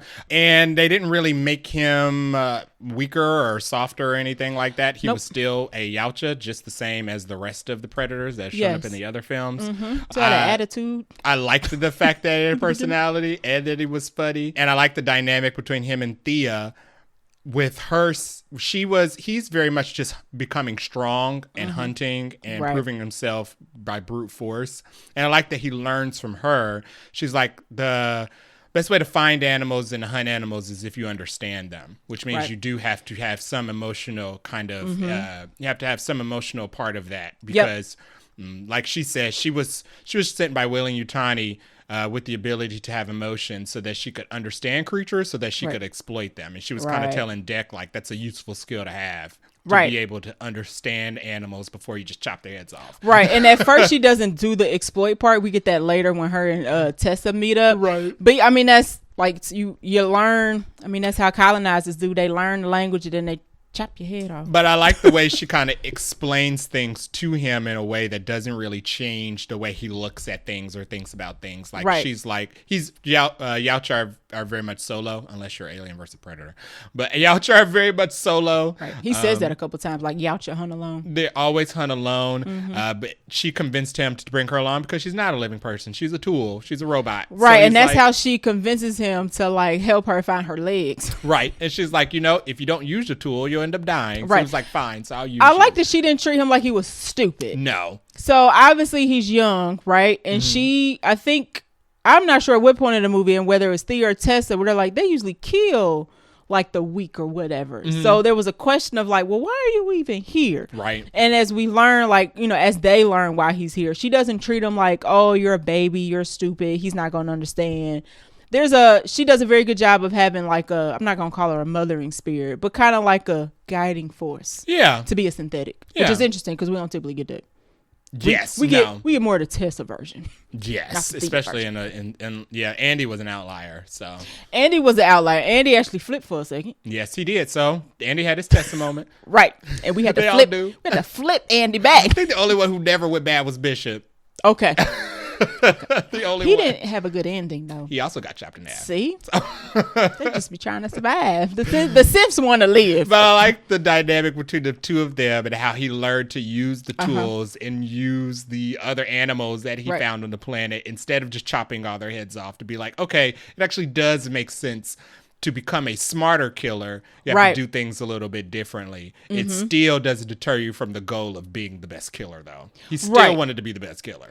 Like, she wasn't waving that. She wasn't. Like, he still wanted to be, like, Deck of the Yautja didn't like, fade away. She tried to metaphor him down with the wolves, talking about, you could, wolves hunt in packs, and you don't have to be the alpha isn't the one that kills the most, but it does protect the pack. He said, I get what you're saying, so I'll be the alpha, but I'm killing the most. Right. Now, he gets it towards the end, but it ain't immediate. But when he said that, she was like, who's going to take longer than I thought? That was the arc. Right. The wolf analogy. The wolf was the arc. Because he was like, I'm about to kill everybody. Like, I get what you're saying, but no. Killer wolf. Right. That's me.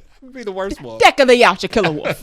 All right. Anything else we want to say about Thea, Tessa, or Deck at this point? That is all I have about the characters. All right. Let's get into our likes and dislikes. So I really like the sound design of this. Like we said, we saw this in Dolby, so we got to hear the sound extra loud.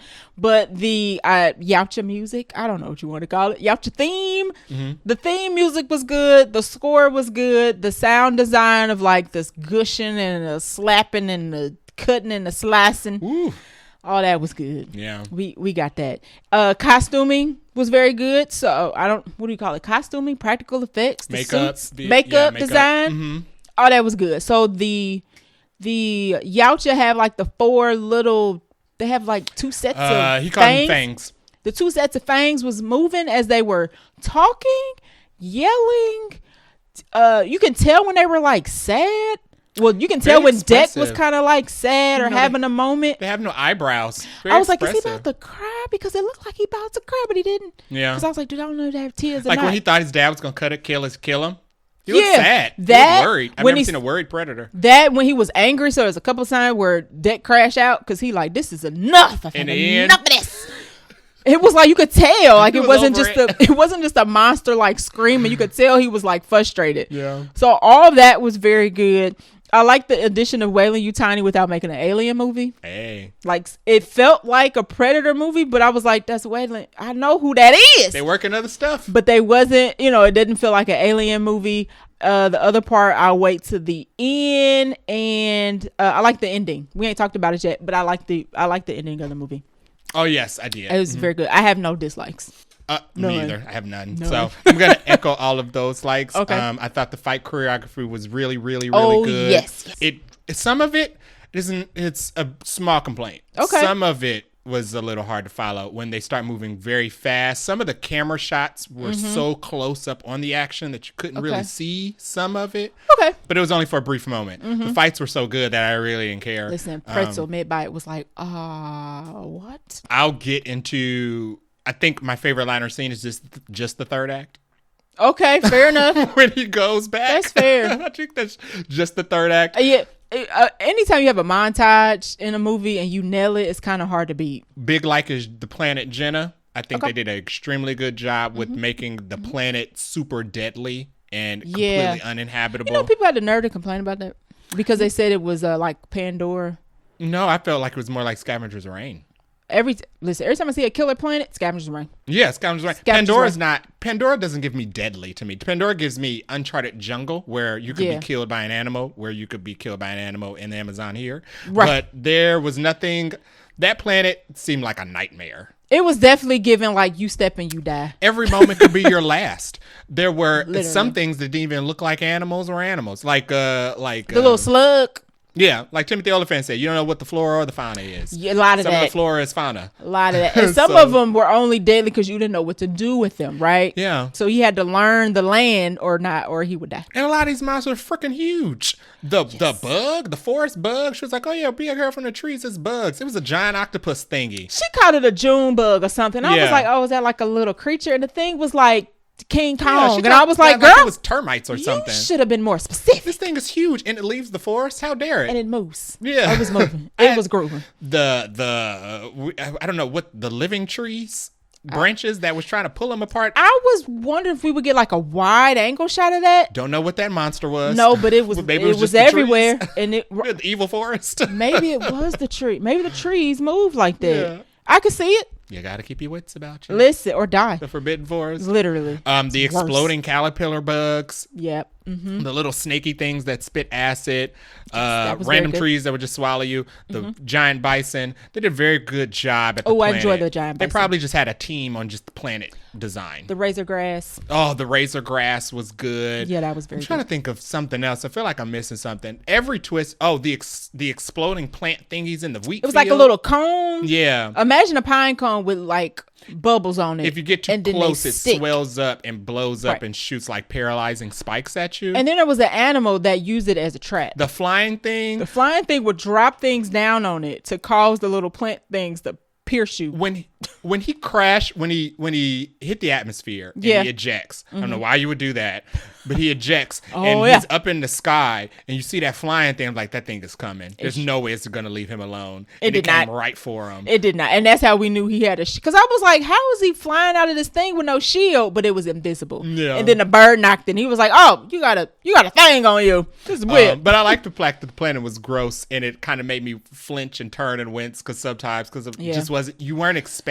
something to happen at any moment in this movie. I had to hurry up and finish my pretzel bites because I was like, I'm kind of getting disgusted here. Let me finish with this cheese. All right, so that's it for our likes. Let's get to our ending. I'm gonna let Jay do it. Okay, so the ending of the movie. Thea has led Deck all the way back to the Calyx cave where he has come to complete the hunt. Spoiler alert, the Calyx is unkillable. And she says it, and she meant it literally. Yeah. And I wonder if Quay meant it literally. Now that I think about it. He probably didn't know. She says a whole bunch. He probably doesn't know literally. You know what? I bet you Dad knew.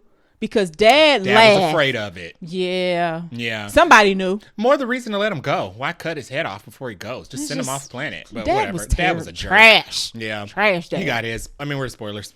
We are. We at the ending. So Deck gets led back to the Calyx den, finds the Calyx.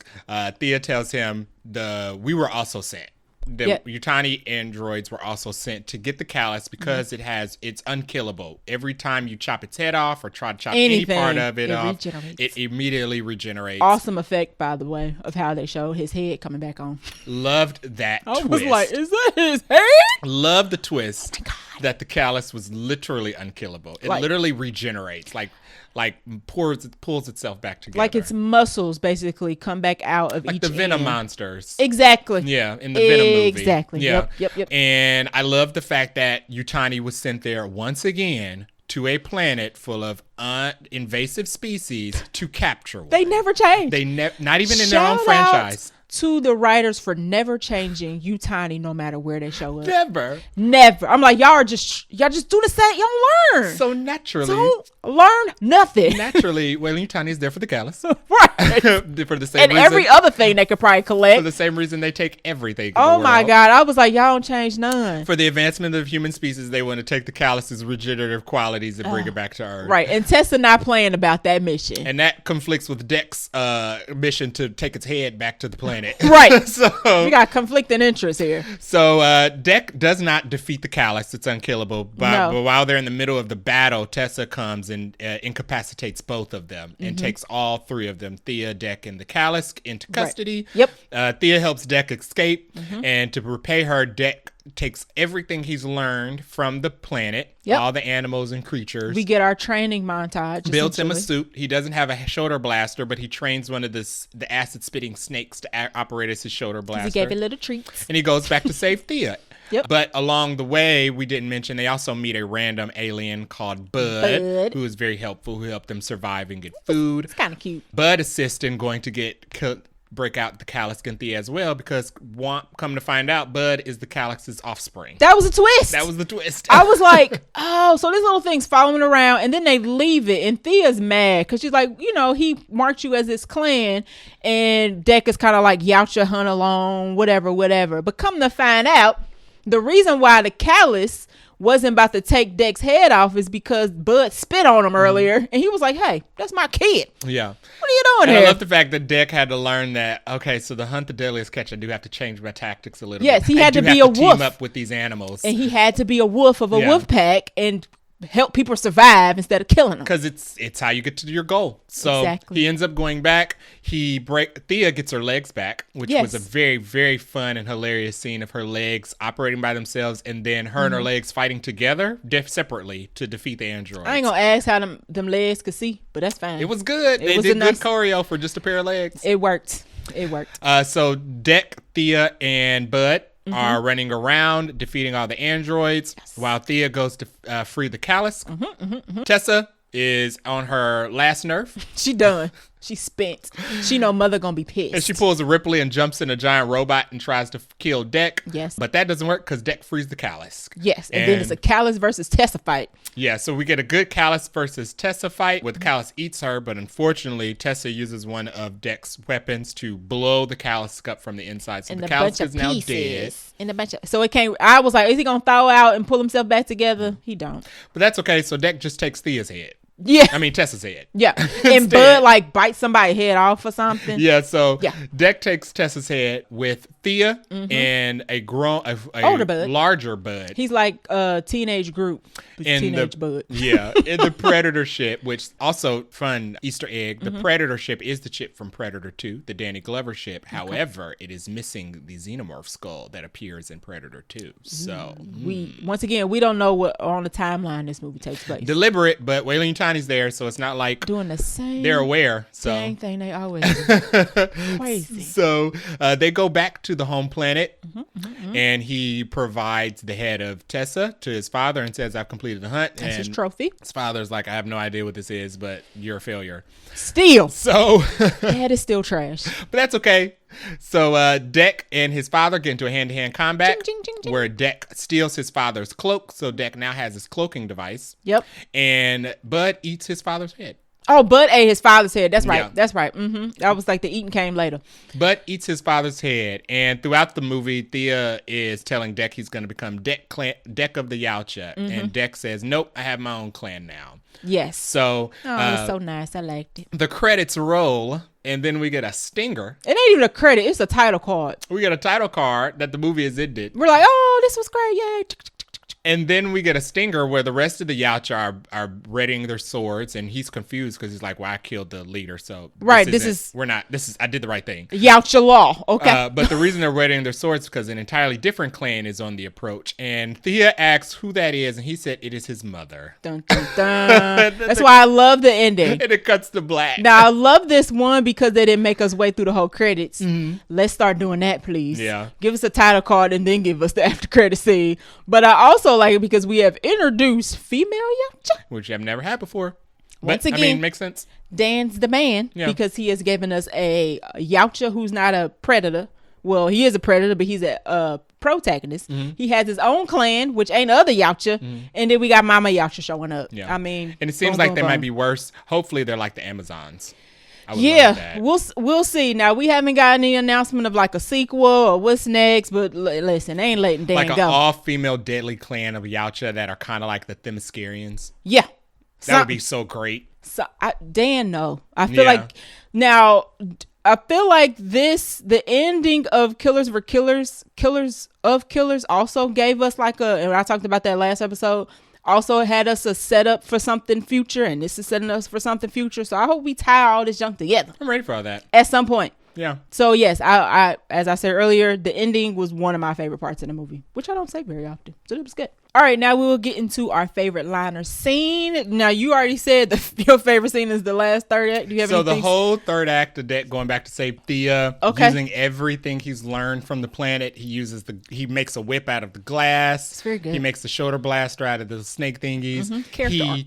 He uses the exploding flower buds and attaches the exploding caterpillars to them to shoot out these exploding spores that blows up the whole field of Weyland-Yutani synthetics. He took like 30 out in one go. It was so good. It was very good. In addition to just him, Bud, and Thea just running around the whole encampment, just tearing up the whole place. Yes. It was super, super good. I loved that whole third act. I agree with you. Mine comes right before that. Or I guess a little bit before that, when he fights the Callus for the first time. That was probably my favorite scene, because that's when we find out the Callus regenerates. When he chopped that thing's head off, I was like, you gotta be joking. I was like, because the movie's not over, obviously. And I was like, what are we going to do after he kills it? He just going to go back home? And they did it twice. First, he cuts the tail off. And like, okay, so you're going to have to like kill it for real to kill it. Right. Off with the head. And as Thanos said, you should have gone for the head. And they gave it a long enough gap when he chops the head off. You're like, ooh, finally it's over. And then it does it again. Yeah, it's such a good visual effect. I also like that scene because Thea is in a Weyland-Yutani pod trying to get her legs back on, so she's working her little. Now the fight going on outside, and she just kind of like, I already told her that man to leave. Like, she's giving him the rundown, like, you need to go. Tess about to show up. She gonna capture all of us or whatever. He don't listen. He going to fight the Callus outside, but she trying to get her legs back on. So she got this little machine, get the legs on, and something happens to where Deck gets thrown by the Callus and knocks her legs off of her again, and she was like, oh, come on. She was like 80% done. Her legs almost attached, and then she loses them again, and then they get stuck under like this little crate or whatever, and they just kicking and kicking and kicking, and she just like, I just can't get my legs back on.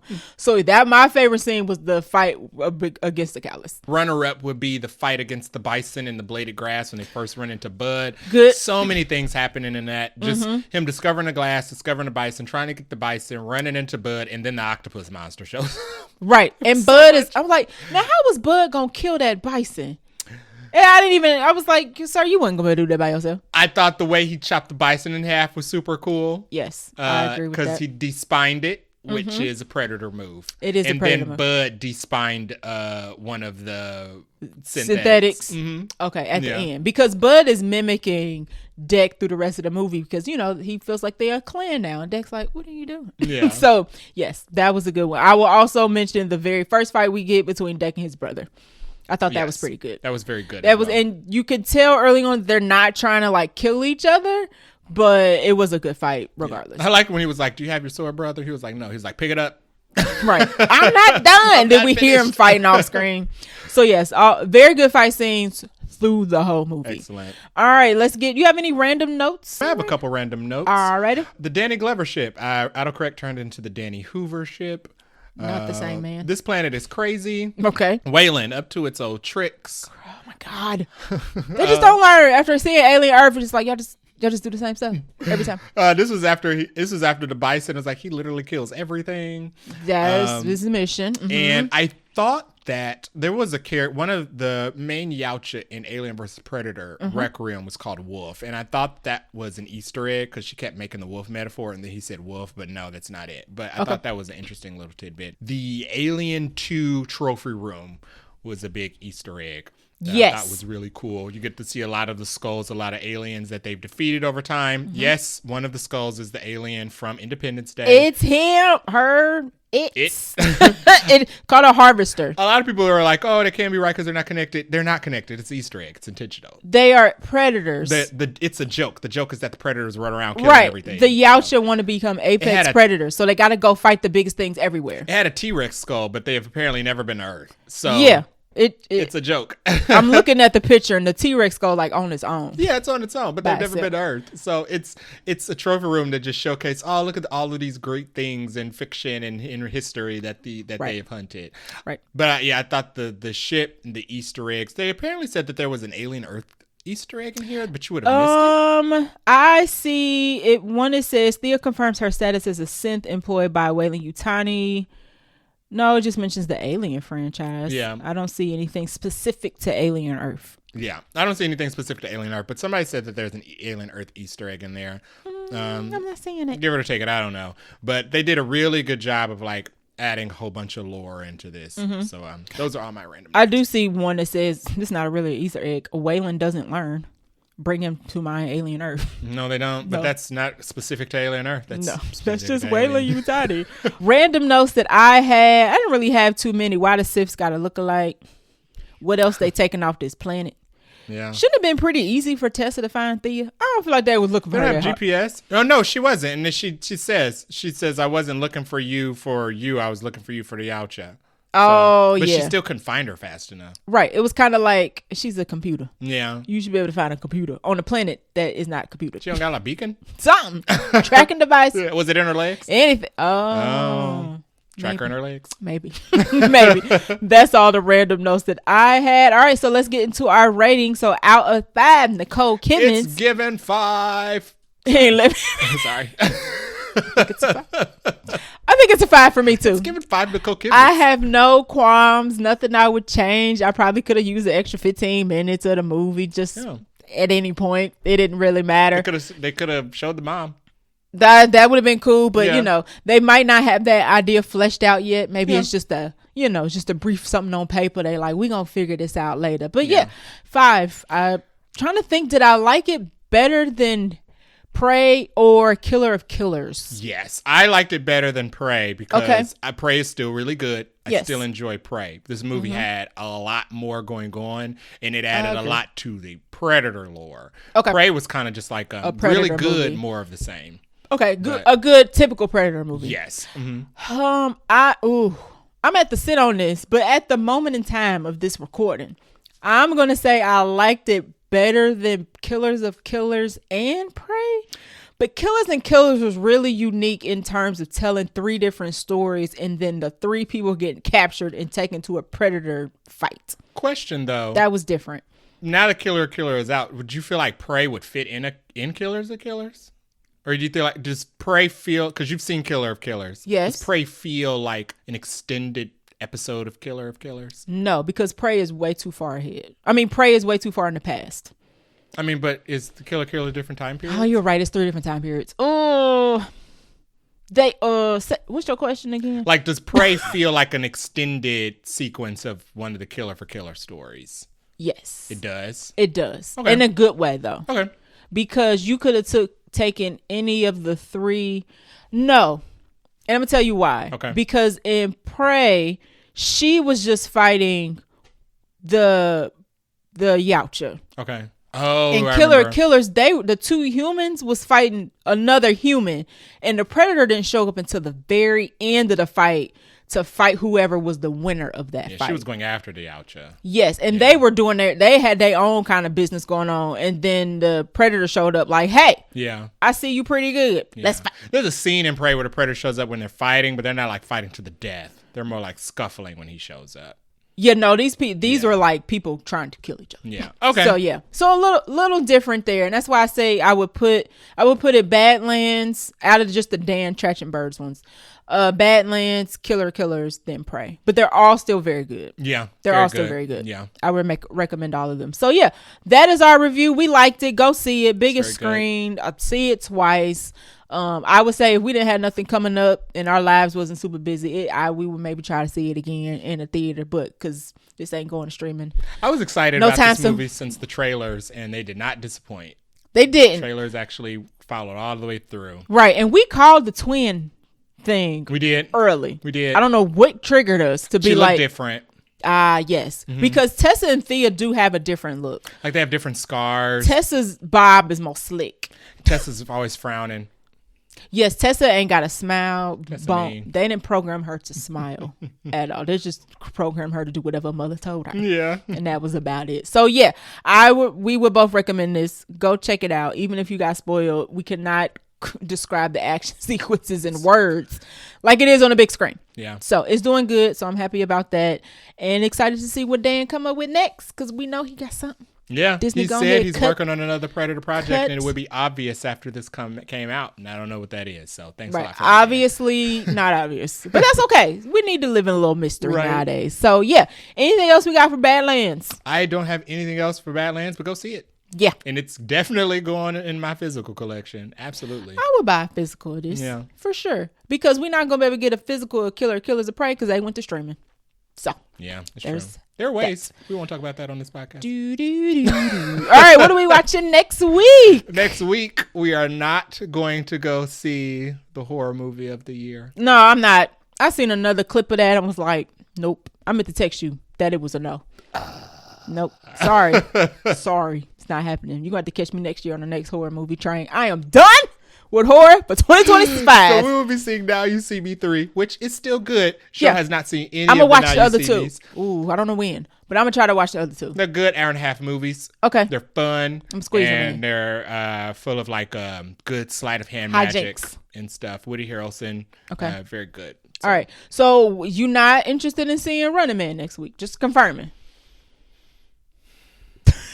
Thinking about I'm interested in seeing Running Man. I'm more interested in seeing Now You Three Me. Hey.